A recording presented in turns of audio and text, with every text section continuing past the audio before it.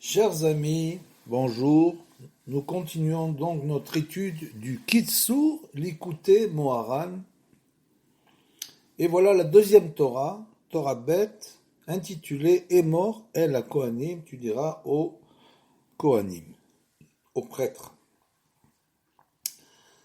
Ikar Hakeli Zayin Shel Ish HaIsraeli ou Atfila. Après avoir parlé dans la première partie, dans la Torah Aleph, du Limud Torah, de l'étude de la Torah, maintenant Rabbeinu va relater donc notre vie, notre combat contre le Yetzer Hara avec la Tfila. Donc l'essentiel à Kelizaïn, c'est de l'arme. Véritablement, donc l'homme doit se battre.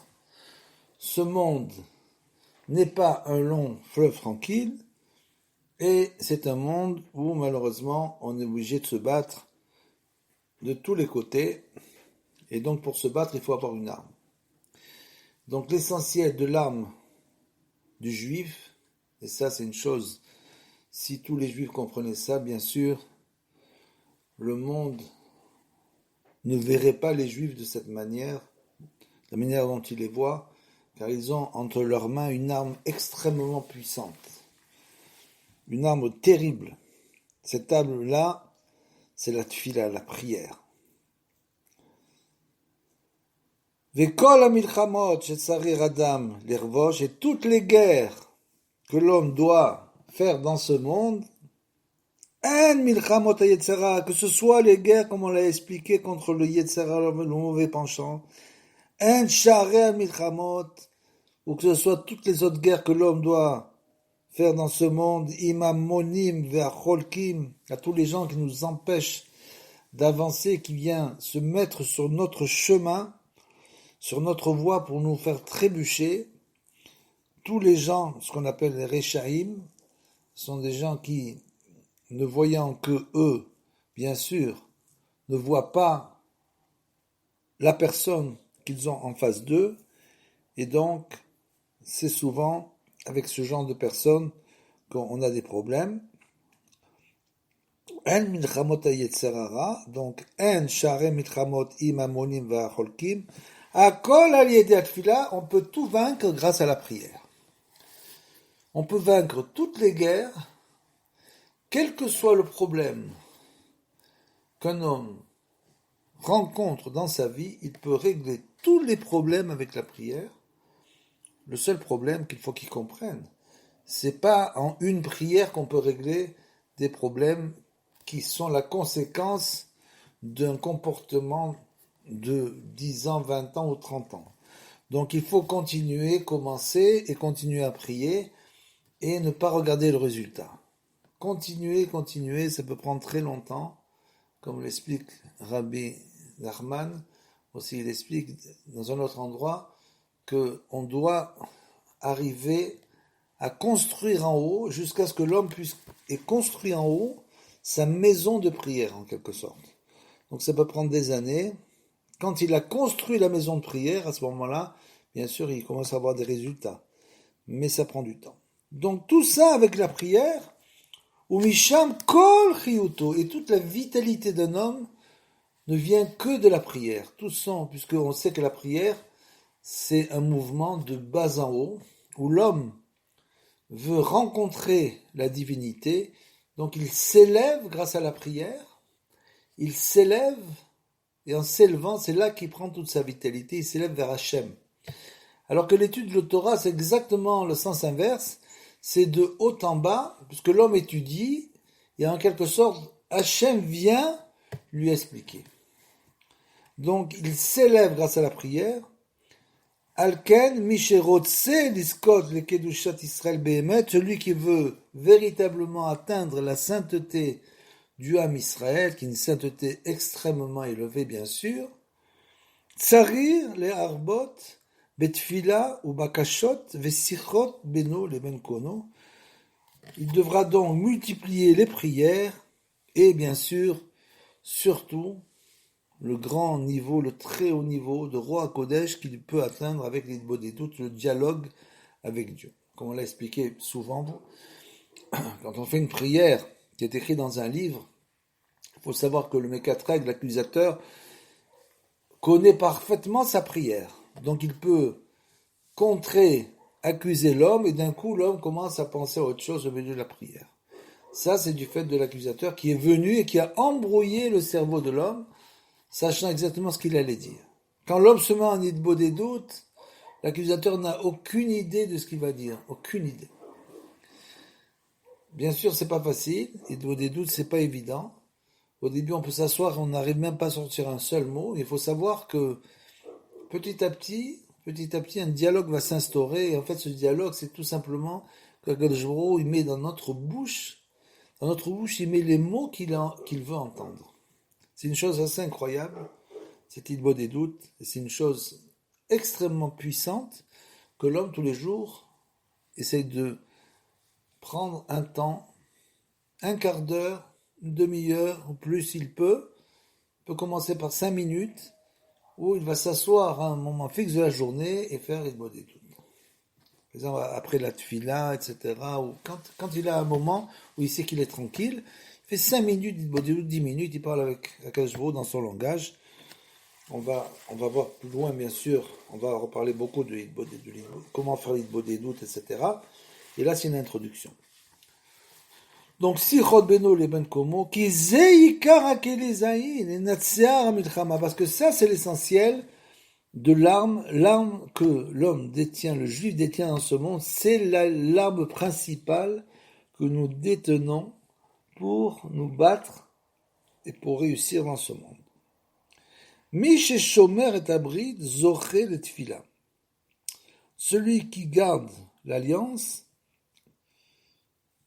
a le mérite de prier véritablement. Il prie, sa prière est une véritable prière avec Kavana. C'est quoi le shomer et abrit? Bien sûr, on sait que c'est au niveau des rayot, c'est-à-dire des relations interdites, que généralement se situe le brit, mais ce n'est pas que ça. Le brit, c'est simplement, c'est pas évident, c'est d'arriver à les kadesh, c'est-à-dire sanctifier les shevanerot, c'est-à-dire les yeux, les oreilles, le nez, la bouche, on l'expliquera. Donc essayer de sanctifier ces shevanerot, ces 7 luminaires, et ça veut dire ça quoi? Ça veut dire ne plus être influencé par l'extérieur. Shomer et Abrit, c'est celui qui n'a plus besoin de regarder quelque chose qui est en dehors de sa vie. Il n'a plus besoin de faire rentrer dans sa vie des choses qui ne le concernent pas. Donc ça veut dire que si, bien sûr, le point culminant, c'est les rayot, les relations interdites, les gens qui regardent sans arrêt ce qu'ils ne devraient pas regarder. Donc, mais c'est à tous les niveaux dans la vie, d'arriver à être concentré sur une vie intérieure. Tout ce qui est, en quelque sorte, passé vers l'extérieur, que l'homme a besoin sans arrêt de voir ce qui se passe à l'extérieur, si c'est comme ça, c'est un homme qui ne garde pas sa bride, qui ne garde pas son alliance, c'est-à-dire qu'il se disperse. Donc c'est ça, Shomer et Abrit. Miché Shomer et Abrit, Zocher et Tfila, Vechen apogem bebrit, et bien sûr celui qui est toujours en train de chercher ce qu'il pense qu'il lui manque. Comme on l'a dit, c'est des relations interdites.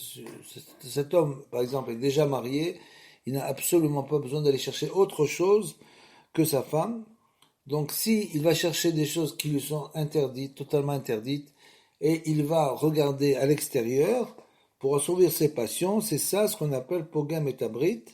Donc tout celui qui est toujours dans une vision extérieure de la vie, pogam et abrit, celui-là il endommage l'alliance. Notlim mimeno tfila, on lui prend la tfila, c'est-à-dire qu'il n'arrive plus à prier avec kavana. Sa prière, s'il prie, ça devient comme une répétition, une espèce de répétition de mots qui sont vides de sens, qui sont récités à grande vitesse. C'est juste pour yetse Yede Chovato, il veut juste faire ce qu'il doit faire, son travail. C'est tout. Ses obligations. Donc voilà, c'est ça, Shomer et Abrit. Vetsarir lechapes, les afrish, tzedaka kodem atfila. Et bien sûr, avant la tfila, il faut donner la tzedaka. Rabbi Nachman ne nous dit pas de donner la tzedaka au moment où en général les gens le donnent au début de la prière. Lui, Rabbi Nachman, il nous dit de donner la tfila avant, la tzedaka avant la tfila. C'est-à-dire, quand on rentre à la tfila, on donne la tzedaka. Valier des tfilato, shegura bepiv, c'est-à-dire grâce à ça, c'est l'inverse de ce qu'on a vu avant pour celui qui garde pas la prière, qui va prier sans concentration, etc. Celui-là, grâce à ça, il aura une prière qui coulera dans ses lèvres, dans sa bouche, c'est-à-dire qu'elle viendra de manière tout à fait naturelle. Gam aliede atzedaka, nitzol mi marshavot zarot betfila. Aussi, grâce à la tzedaka, on est sauvé en quelque sorte des pensées, parce que ça c'est une chose qui arrive à tout le monde dans toutes les tfilotes, c'est-à-dire que personne ne fait aucune tfila entière sans avoir des pensées étrangères. Ça n'existe pas. Et Rabbi Nachman nous explique dans le côté Moharan qu'en fait c'est une bonne chose, parce que si on faisait une tfila entière, une amida entière, sans avoir aucune autre pensée que l'amida, on aurait tellement de kedusha, on recevrait tellement de sainteté que ça nous risquerait de nous faire un dommage. Donc c'est normal, il ne faut pas s'effrayer, il faut continuer à prier. Comme dit Rabbi Nachman, celui qui a des mauvaises pensées, chev et altase. C'est-à-dire qu'il ne faut surtout pas essayer de lutter avec elle, il faut simplement qu'il s'assoie, qu'il n'essaye pas de lutter avec les mauvaises pensées, et qu'il essaye justement de penser à autre chose, c'est tout. Il essaye de penser tranquillement à autre chose. Vous allez voir, cette technique-là est absolument incroyable, c'est-à-dire que ça élimine complètement les mauvaises pensées. Elles reviennent encore une fois, etc., etc. C'est-à-dire, chef Véaltacé, tu t'assois sans rien faire, et tu penses, parce que le Rabbeinu nous dit qu'on ne peut pas avoir deux pensées en même temps. Donc, c'est là le tikkun. ויוכל להתפלל כראוי, שלא été מן lo yamin velo smol. Et bien sûr, cet homme pourra finalement prier, après avoir gardé l'alliance, après avoir donné la tzedaka, cet homme pourra prier sans pencher du côté droit, qui est la midatadine, c'est la rigueur, sans être trop rigoureux, et l'olesmol est sans être trop non plus miséricordieux en quelque sorte, c'est-à-dire qu'il aura un équilibre de ses traits de caractère, de ses midot. Donc c'est la voie centrale, c'est la voie royale, la voie du milieu, c'est la voie de l'équilibre. Donc il faut toujours chercher la voie du milieu. Le milieu représente le dévoilement de la sainteté. Où c'est écrit ça? Ben, tout simplement parce que les fêtes, si vous voyez les fêtes, par exemple, la fête de Sukkot, c'est au milieu du mois. La fête de Pessah, c'est au milieu du mois. Le dévoilement de la sainteté se fait toujours au milieu, ce sont les fêtes. Et vous me direz, Shavuot, on sait que c'est une spéciale, Yom HaShishi, comme il est écrit, donc c'est spécial, c'est le Shavuot, mais le dévoilement divin se fait toujours dans le milieu. Donc c'est pour ça qu'il ne faut jamais être extrême. L'extrémisme ne sert à rien. Il faut toujours rester dans la voie du milieu. C'est là que se fait le dévoilement divin.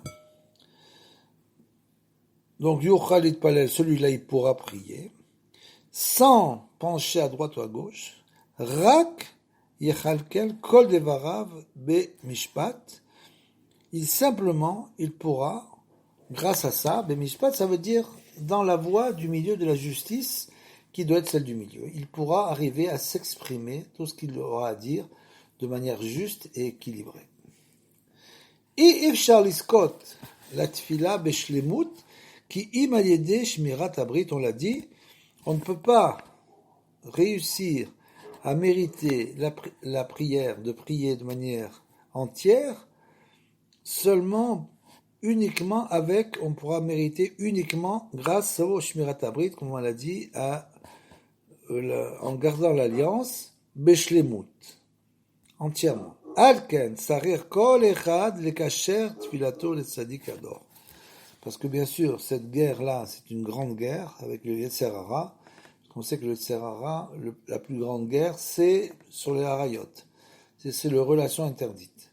Donc, le seul moyen d'arriver à lutter comme ça, contre ça, pour quelqu'un qui est tombé dans ce genre de faute, le seul moyen, ou dans d'autres fautes, c'est de toujours attacher sa tefila, les tzadikador au tzadikador chez Rabbeinu, bien sûr, à Metim. Tzadikador à Metim, puisqu'on parle maintenant de notre génération, comme on l'a expliqué très souvent.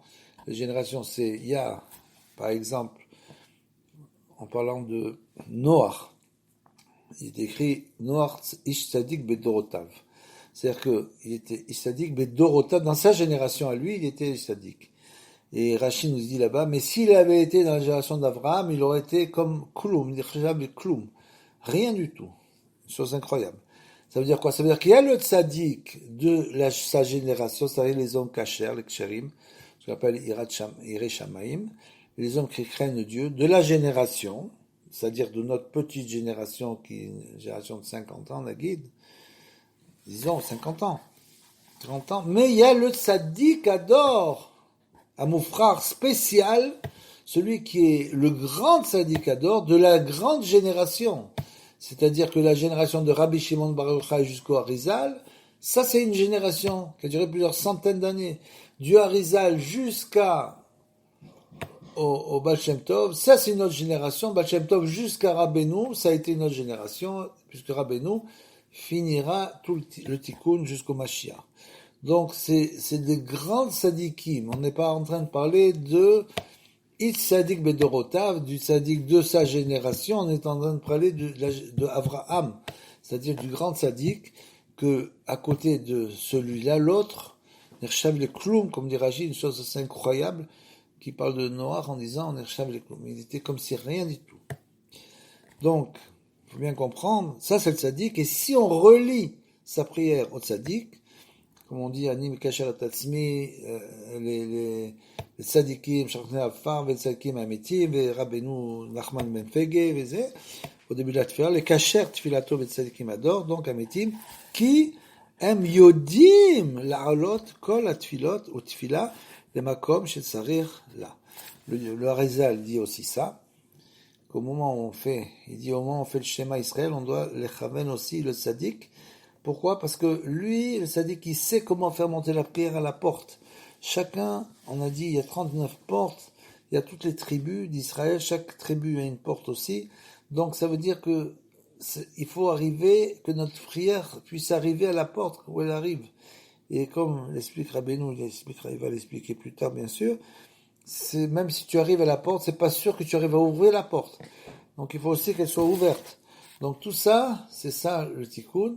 C'est-à-dire que nous, on n'a pas du tout ce corps-là, on n'a plus du tout dans notre génération la possibilité de franchir cette porte. Donc c'est uniquement en se liant au tzaddik ador qu'on peut le faire. C'est grâce à lui. C'est pour ça qu'il est venu dans ce monde, pour nous aider à faire monter nos prières. Ubonim me'em komat ashrina, et grâce à ça, grâce au tzadikim, on va arriver à construire notre niveau de sainteté. Et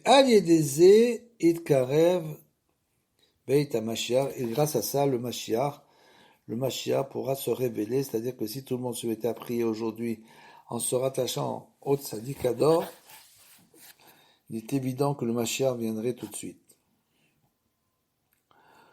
Torah ou tfila, en marzikim ze et ze, ou meirim ze la ze. Maintenant, il nous relie la Torah avec la tfila, il nous dit qu'en fait, on a vu la Torah, maintenant on voit la tfila. Elles sont interdépendantes. Bien sûr, il est évident que prier sans étudier la Torah, c'est même écrit que c'est une to'eva, c'est-à-dire une abomination. C'est pas qu'il faut s'arrêter de prier si on n'a pas le temps d'étudier, c'est pas du tout ça. C'est simplement c'est une personne qui n'étudie jamais la Torah, mais elle prie. Elle va à la synagogue, elle fait 3 prières, etc.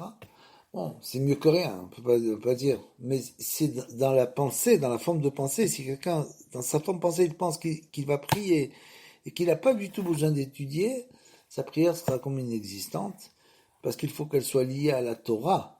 Non seulement liée à la Torah, mais Rabbeinu nous enseigne que le plus haut niveau, c'est d'étudier la Torah et de faire une prière sur l'étude qu'on a faite. C'est-à-dire que chaque fois qu'on étudie quelque chose, il faut faire Torah Tfila, c'est-à-dire que chaque fois, il faut prier en Idbodedut, demander à Kadosh Baruch Hu qu'on puisse, les Kayem, on puisse vraiment faire, réaliser ce qu'on vient d'étudier. Donc Torah Tfilahem, Marzikim Zeh, ils se tiennent l'un à l'autre, ou Meirim Zelazeh, c'est clair l'un avec l'autre. Ve'alken Srechim La'asok Beshnehem Davka, et justement on doit s'occuper des deux. Même si c'est 1 heure de fila par jour, 3/4 d'heure de fila et une demi-heure de Torah, ça veut dire qu'on s'occupe des deux. Vechol la Torah chez Adam lomed lishmor velasot. Et donc bien sûr toute la Torah que l'homme étudie pour garder et pour faire, parce que tout l'essentiel de la Torah c'est l'action. L'action c'est ça, c'est-à-dire que l'étude sans action, c'est comme ce qu'on pourrait dire, ce qu'on étudie à l'université, c'est-à-dire ce sont des choses complètement abstraites. Donc il faut absolument mettre tout en action la sotte. Kol haotiot em nitzotze neshamot ve'em nit balshim betorah tefila. Et toutes ces lettres de Torah qu'on étudie, ce sont des étincelles d'âme, des étincelles d'âme, ve'em nit balshim, et elles vont s'habiller dans la tefila. C'est-à-dire que ce qu'on a étudié de la Torah, toutes ces lettres de la Torah, toute cette énergie de sainteté qu'on a reçue en étudiant la Torah, elle va venir s'habiller betorah tfila, dans la tfila, ve nitrachim sham bechinot ibur, et on va en quelque sorte, grâce à ça, pouvoir, notamment dans l'Idbodedut, grâce à ça, on va pouvoir renouveler notre Idbodedut, notre prière comme un enfantement. Ve'al yedeze nishlam gam or atfila, et grâce à ça, on va réussir aussi à compléter complètement cette prière, beyoter, ve'ach ikar hashlemut, ou al yede she mekatshim ou mevi'im et atfila, le tzadik shebador, et bien sûr, l'essentiel de l'ashlemut pour atteindre l'harmonie, il faut absolument se relier. C'est une chose extrêmement importante pour tout celui qui comprend son niveau et qui essaye de comprendre le niveau de ces grands sadikim oufrarim, comme le dira Beno. S'il comprend son niveau et ce niveau des très grands sadikim, alors c'est un grand mérite pour lui de pouvoir se relier chaque fois.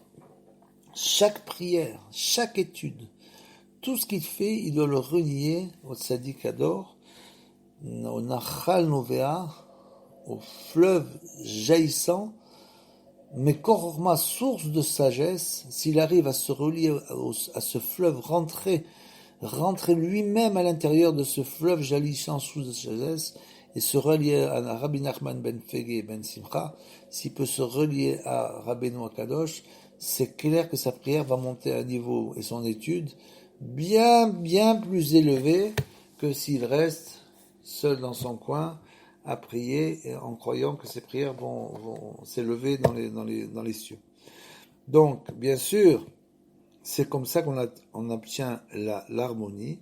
Achikar hashlemut ou al yedeh she mekatshim ou mevi'im et atfila le tzadik ador, le juste de la génération.